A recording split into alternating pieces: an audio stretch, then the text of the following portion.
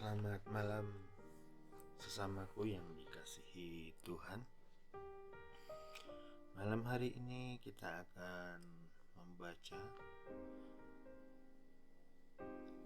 dari Amsal pasal yang ke-5 ayat yang pertama sampai dengan yang ke-23. Nasihat mengenai perzinahan.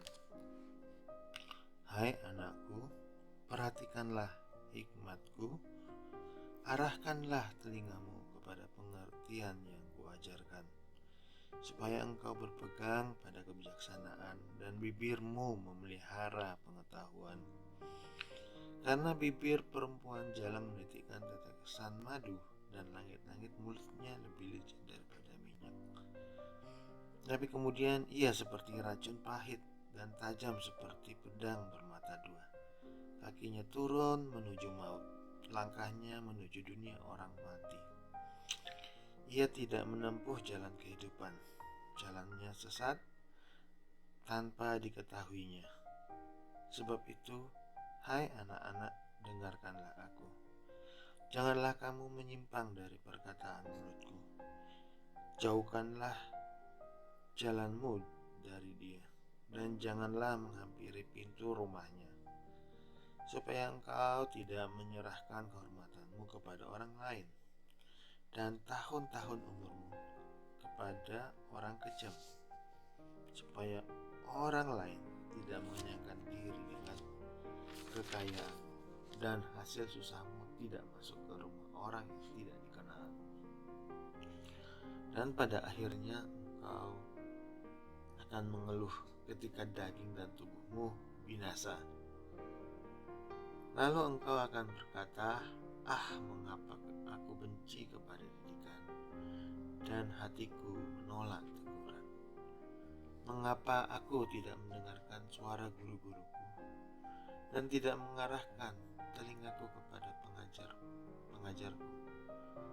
Aku nyaris terjerumus ke dalam segala malapetaka di tengah-tengah jemaah dan perhimpunan.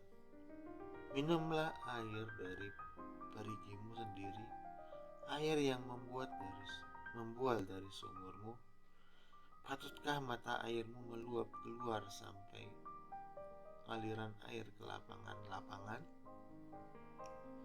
Biarlah itu menjadi kepunyaanmu sendiri, jangan menjadi kepunyaan orang lain juga. Diberkatilah kiranya sumber airmu. Bersukacitalah dengan istri masa mudamu. Rusa yang manis, kijang yang jelita, biarlah buah dadanya selalu memuaskan engkau, dan engkau senantiasa berahi karena cintanya. Hai anakku, mengapa engkau berahi kepada perempuan jalang dan mendekap dada perempuan binal? Karena semua jalan orang terbuka di depan mata Tuhan, dan semua langkah orang diawasinya. Orang fasik tertangkap dalam kejahatannya dan terjerat dalam tali dosanya sendiri. Ia mati karena ia tidak menerima didikan, dan karena kebodohannya yang besar ia tersesat.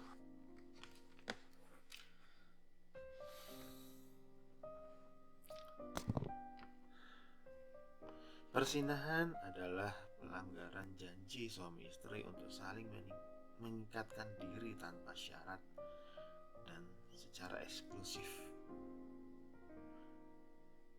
Hal lain yang saya perhatikan adalah bahwa semua orang yang terlibat dalam perzinahan itu pasti terluka. Dalam perzinahan tidak ada yang menang. Perzinahan juga selalu menjanjikan kebahagiaan, tetapi itu tidak pernah dipenuhi. Kebahagiaan itu tidak ada di dalam perzinahan. Tidak ada yang menjadi lebih baik, karena tidak ada penipu yang lebih pasti daripada perzinahan. Setiap janji dilanggarnya. Amsal 5 berisi peringatan terhadap percabulan dan perzinahan digunakan sebagai contoh. Sang ayah menyuruh putranya untuk waspada terhadap penggoda dan godaannya. Perempuan jalan itu menarik, tetapi mengikutinya akan membawa kepahitan dan luka. Tempat tidurnya dengan segala daya tariknya adalah kuburan. Pergi kepadanya hanya akan membawa kesia-siaan dan penyesalan. Perzinahan dan segala bentuk percabulan harus dibayar dengan mahal. Allah tahu itu, dan itulah sebabnya Dia berkata, jangan lakukan itu. Gaya bahasa yang digunakan dalam Amsal 5 ayat 15-19 ini begitu indah, bahkan ada kesan erotis, mirip dengan Kidung Agung. Alangkah puas dan gembiranya seorang pemuda terpikat oleh istri sendiri. Sang istri bagaikan sumur mata air rusa yang manis, kijang yang jelita. Inilah moralitas seksual yang penuh gairah dan memuaskan yang dialami orang bijak yang setia dalam pernikahannya. Kebodohan seksual tidak bisa disembunyikan dari Allah dan akan dihakimi oleh Allah. Kemerosotan moral akan menjebak dan memperbudak mereka yang melakukan kejahatan, menyesatkan dan pada akhirnya membinasakan mereka. Mungkin Amsal 5 dimasukkan dalam kitab ini karena tidak ada kebodohan yang lebih jelas daripada percabulan atau perzinahan. Sang ayah menggunakan peringatan-peringatan tersebut untuk menyadarkan putranya dari rasa puas diri dan mengingatkannya akan bahaya yang timbul jika ia menyerah pada godaan, terutama godaan perzinahan. Saudara-saudara yang dikasihi Tuhan, marilah kita menjaga diri kita tetap kudus, menjaga pernikahan kita tetap kudus. Kasihilah istrimu. Ada ayat yang sangat-sangat terkesan ya di dalam Mazmur 5 ini.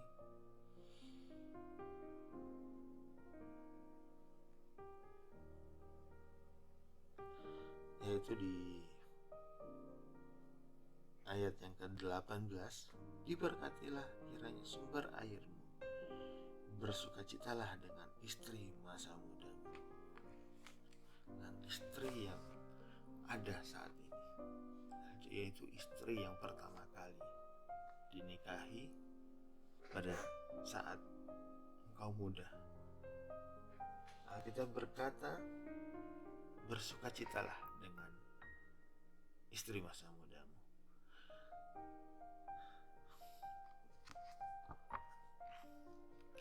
Buah dari hikmat seperti yang terlihat dalam pernikahan yang diwarnai kesetiaan, kasih, pengabdian, dan komitmen diterima secara universal sebagai jalan yang benar. Sekali lagi kita melihat bahwa ketika firman Allah didengarkan dan dipatuhi, masyarakat, rumah tangga, dan setiap individu akan bertumbuh dengan indah. Haleluya, puji Tuhan. Tuhan Yesus memberkati kita semua. Amin.